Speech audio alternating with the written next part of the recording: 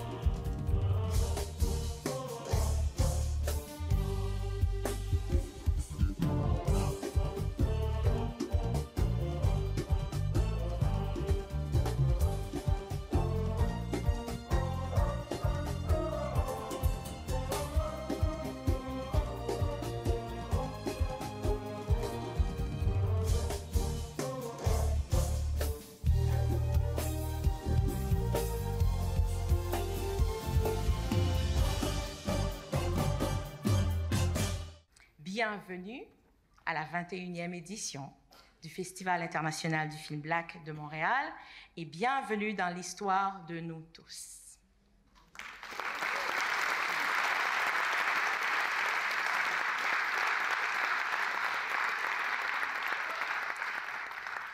Bon, là, c'est le moment où nous sommes supposés lire la biographie de la personnalité que nous devons honorer ce soir. Mais vous connaissez déjà tous Dany Laferrière. Alors, je ne vais pas lire sa biographie. Toutefois, je me proposais de vous dire le contexte dans lequel on honore Dany Laferrière ce soir. Pourquoi on le fit? Alors, cette reconnaissance coïncide, comme vous le savez maintenant tous et toutes, avec 3 jalons majeurs. Les 40 ans de Comment faire l'amour avec un ex sans se fatiguer, qui est sorti en 85, une œuvre phare de la littérature qui marquera aussi le cinéma avec Isaac de Bencolé, Makakoto dans les rôles principaux. C'est aussi les 10 ans de son discours de réception, son intronisation à l'Académie française, et les 21 ans, déjà, de son premier long-métrage « Comment conquérir l'Amérique en une nuit », basé sur son scénario original. Voilà ma feuille de route. De 0 à 4 ans, j'étais très occupé avec ma mère à Port-au-Prince. De 4 à 11 ans, j'ai vécu avec ma grand-mère à Petit-Goâve, où j'ai appris à observer les fourmis et à écouter la musique de la pluie, tout en regardant le vol soyeux des papillons. Quelle vie luxueuse. De 11 à 23 ans, je suis revenu à Port-au-Prince, où j'ai connu les filles, la dictature, et où j'étais aussi journaliste au Petit Samedi Soir et à Radio Haïti Inter. À 23 ans, j'ai quitté Haïti dans des conditions épouvantables, après l'assassinat d'un ami journaliste par les tontons Macoute de Duvalier, pour m'exiler à Montréal. De 23 ans à 32 ans, j'ai travaillé comme ouvrier dans différents types de manufactures. Et à 32 ans, j'ai publié mon premier roman. Haïti, 1971. Le monde de mon adolescence. Qu'est-ce qu'on vous apprend à l'école? Tu sais pas boire. Il paraît même que t'as jamais embrassé une femme. L'univers de mes rêves.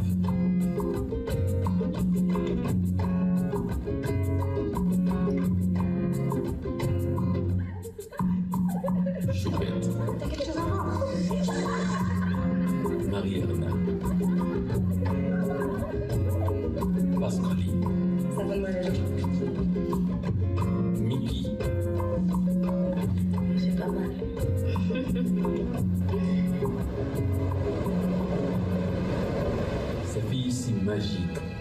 qui remplissent mes jours et illuminent mes nuits.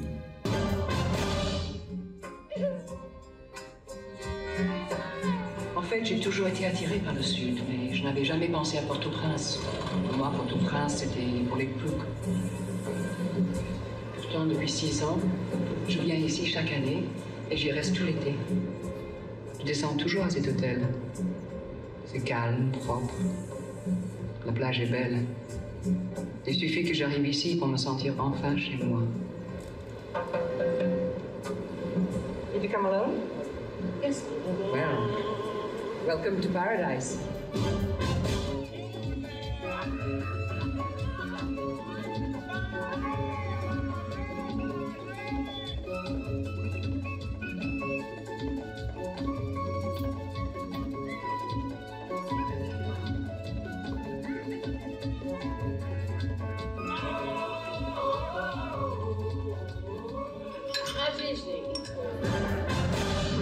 Tout le faste républicain pour accueillir un nouvel académicien.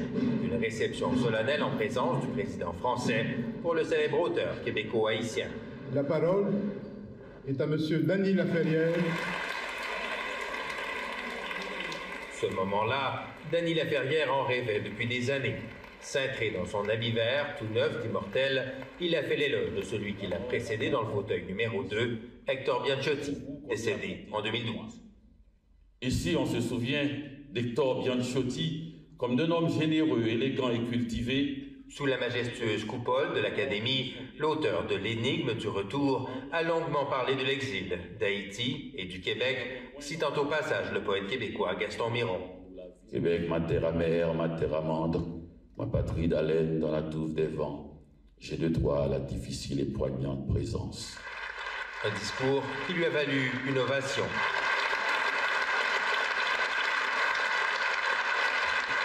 Juste pour apprécier la qualité, ce soir-là, un homme insista au cinéma pour que je m'assoie entre lui et la femme qui l'accompagnait.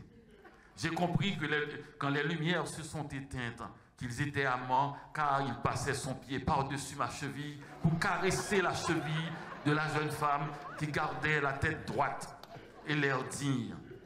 Le type qui était à gauche de la femme observait chacun de mes mouvements pour savoir si je me conduisais bien. C'était son frère qui croyait que c'était moi, l'amoureux, à qui sa sœur avait donné rendez-vous au palace. J'ai compris que dans ce genre de film, il se passait des choses aussi discutables à l'écran que dans la salle. Mais j'ai surtout compris qu'il me fallait sortir maintenant avec des gens de mon âge. Et là, c'était l'Eldorado qui venait de s'ouvrir sur la place Jérémie. Ce cinéma avait un balcon, comme dans Amarcord de Fellini. Si tu veux embrasser ta copine, il fallait donner rendez-vous au balcon. Aucune fille ne voulait aller là, non pas parce que ça ne la tentait pas, mais pour ne pas perdre sa renommée. Il fallait s'y rendre après l'extinction des feux et juste après les aperçus. Le balcon qui était vide quelques minutes avant était bondé dans le noir. On filait à toute allure au point que des gens se trompaient de filles ou de garçons affamés de baisers. Dans le noir, tout est permis si on ne dit pas un mot. Des couples se sont reformés ainsi, parfois pour le meilleur. Je ne sais pas ce qui s'est passé dans la ville, mais un jour, le Rex a décidé de mettre à l'affiche la chinoise. Le nouveau directeur avait confondu le film le plus pointu du nouveau cinéma avec ce film, avec cette guerrière chinoise qui battait tous les guerriers afin de réinstaller le shogun, comme en Occident, Jeanne d'Arc l'avait fait.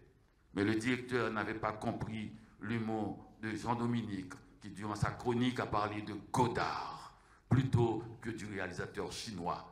Le dictateur s'est réveillé enfin, quand le propriétaire du Capitole a passé tard le soir sans aucune annonce le film de Costa Gavra, État de siège.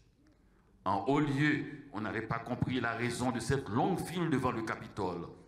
Et quand ils l'ont compris, tous les intellectuels de gauche avaient déjà vu le film. On a commencé à surveiller la programmation. Un moment, on a donné de faux titres à des films qui autrement n'auraient pas passé la censure. Le pouvoir a donné un nouveau tour de vis à la terreur, ce qui a mis fin à ma carrière de cinéphile. Cette partie concerne Haïti, et si vous voulez entendre l'aventure montréalaise, où j'ai pu voir tout le cinéma d'art et d'essai des grands cinéastes américains, français, italiens, suédois, sénégalais, maliens qui m'ont formé, et aussi ma participation comme scénariste ou même réalisateur, mais surtout mon regard sur cet art et ses rapports étroits avec la littérature, eh bien, il faudrait venir à ma prochaine rencontre, à ces masterclass avec nul autre que Fabienne Cola. Nul besoin de vous. C'était simplement pour vous dire qu'on peut voir, je suis sûr que Coppola pourrait faire un même discours que l'autre garçon qui a fait Star Wars. Quand on a vu American Graffiti, c'est exactement ce qu'il raconte dans ce petit film petit qui est un des grands classiques à mon avis et du cinéma américain, American Graffiti. Donc je suis sûr que tout a commencé. Spielberg dernièrement a fait un film où il racontait ses débuts, c'est à peu près la même chose. Tout a toujours commencé de façon très très très modeste et petit à petit ça s'enfle, couvre la ville. Et notre tout simplement passion, toute personnelle, toute intime, d'aller voir des images qui bougent. Et on a vu que le monde entier s'intéresse à cela. Pourquoi? Pour pouvoir s'embrasser dans le noir.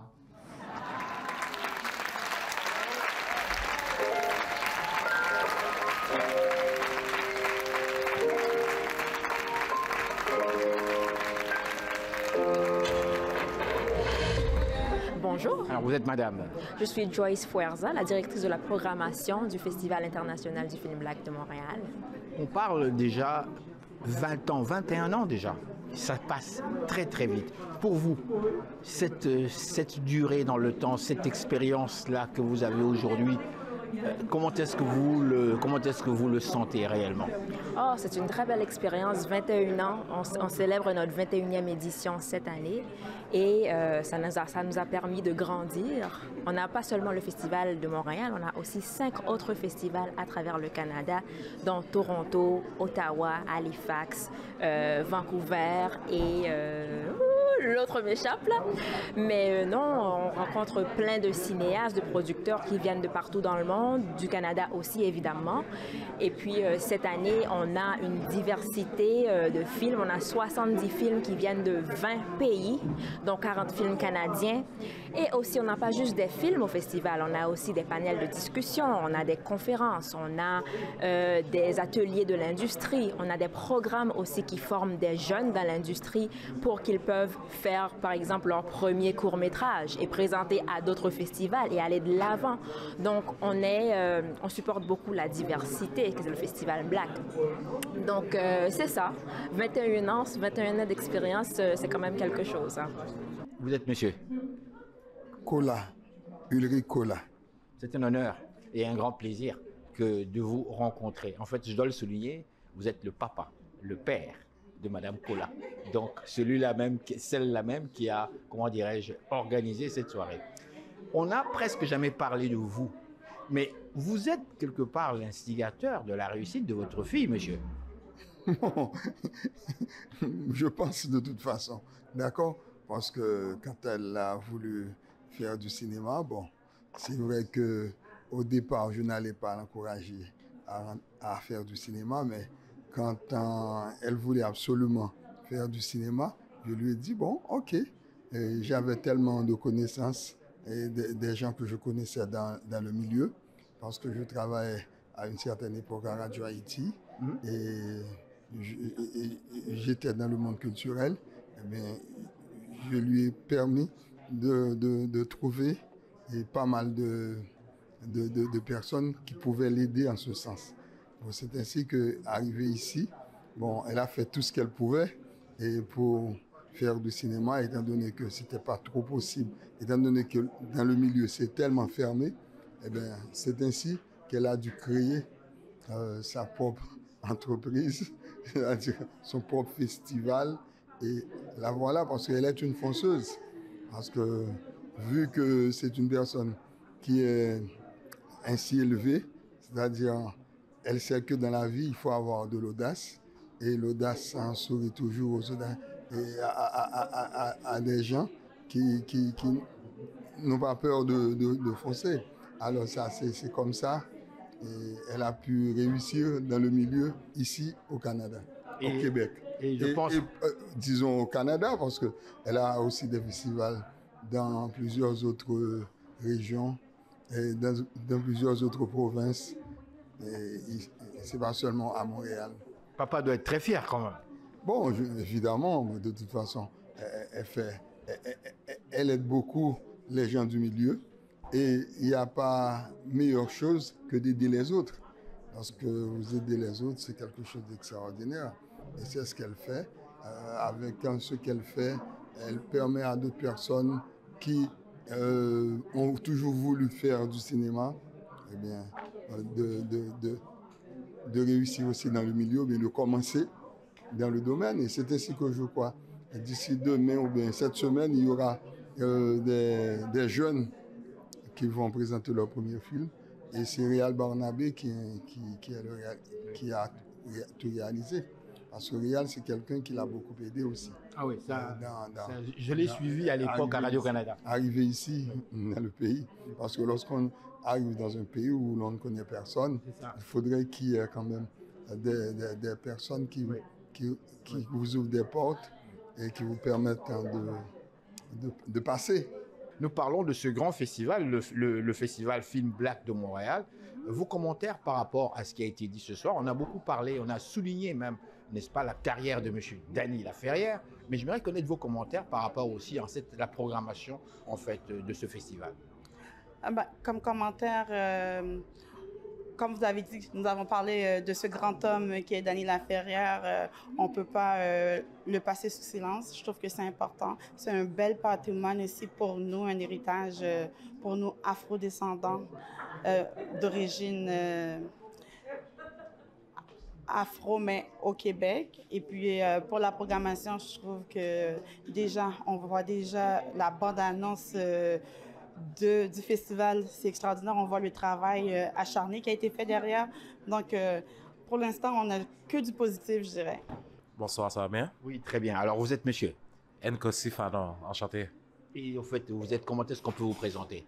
Moi, je suis réalisateur et je possède une agence de marketing et de création de contenu.